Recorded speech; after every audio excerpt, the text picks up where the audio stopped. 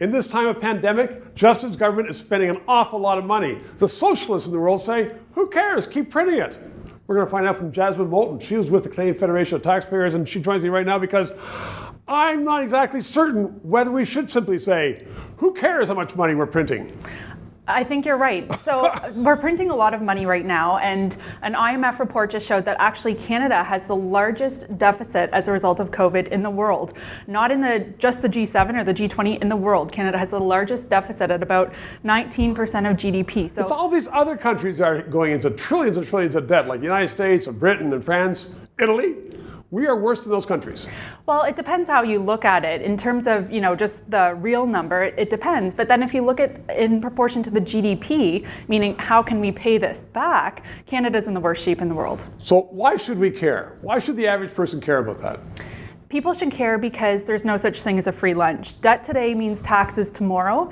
A lot of this is being financed by bonds that will eventually come due. Yes. And granted, in a long period of time, but that means that this is debt that we're going to have to repay one day through either debt, taxes rather, or inflation. Why is ours so large? I know that everybody wants to spend to keep people, in their houses and to keep people, with food on the table during this time.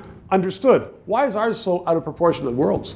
Well, Trudeau's been spending on a lot of pet projects that he's tried to paint under the guise of COVID-19 spending. So one example would be for, as we've discussed before, the electric vehicle subsidies. There's no reason why COVID-19 necessitates them giving hundreds of millions of dollars to make electric vehicles right now. And I'll tell you even this, Ford is laying off 400 people once they'll use this money to retool their plant. So it's not even good economic stimulus.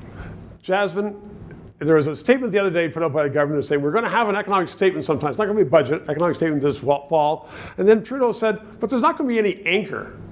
Like, what does that mean? There's no anchor. Well, here's the thing. I'm not sure that will be any different than what they've done in the past. Back in 2015, you'll remember their anchor was that they were going to balance the budget. Next, it was that they were going to stay within a certain GDP ratio. And now they're just free spending. So we have no idea what's going on, and I don't really think they do either. So the anchor, but the traditional sense of the anchor is these are our goals or this is the bottom line? It's spending parameters. So what's the fiscal goal? So it's wild and woolly out there. They have no idea what it should be. I think there's a lot of, what we do know is that they need to reduce spending. All of their spending right now is not useful. In fact, some of it's counterproductive. Jasmine, as always, thanks for coming in. Thank you. 3 minutes. So thank you for watching. In response to many queries, I want you to know I don't always dress like Don Cherry. He dresses like me. Sometimes.